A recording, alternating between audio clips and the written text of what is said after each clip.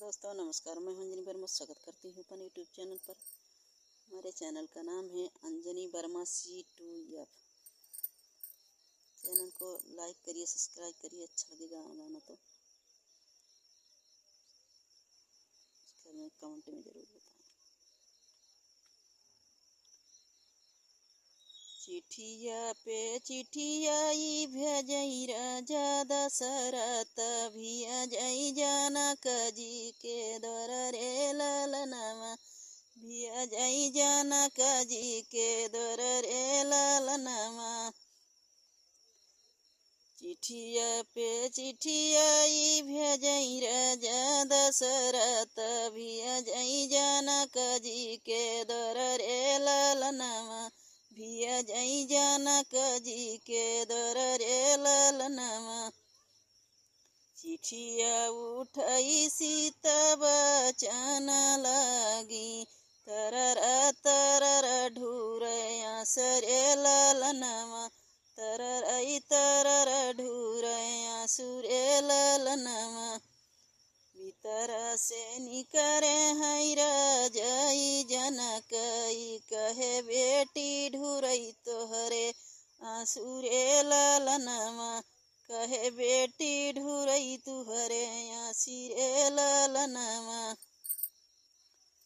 सुने के मंडप छवो मोरे पापा सुने के मंडप छवो मोरे पापा नहीं सीता रही है कुंवर रे ललनामा नहीं सीता रही है कुंवरी रे ललनामा।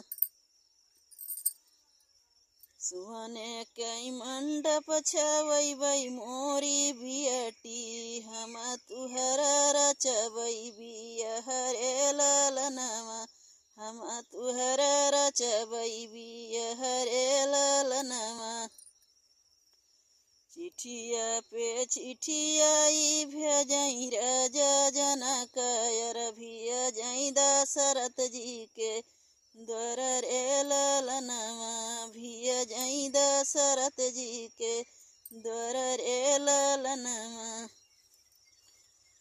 चिठिया उठई राम बचन लागे चिठिया उठई राम बचन लागे उतररई तररा ढूरैया सुरे ललनामा तररा तररा ढूरैया सिरे ललनामा। भीतर से निकरे है राजई दशरथ कहे बेटा ढूरई तुहरे आंसुरे ललनामा कहे बेटा ढूरई तुहरे आंसुरे ललनामा।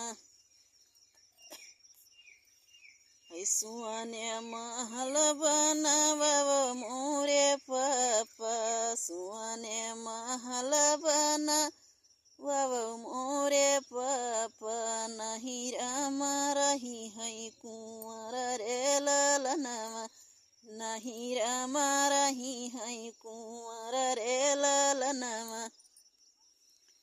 सुने महल बनवई बई मोरे बियटे सुने महल बनवई बई मोरे बियटे हम तुहरा रचबई बियह रे ललनामा हम तुहरा रचबई बियह रे ललनामा। इसके कैसा लगा कमेंट में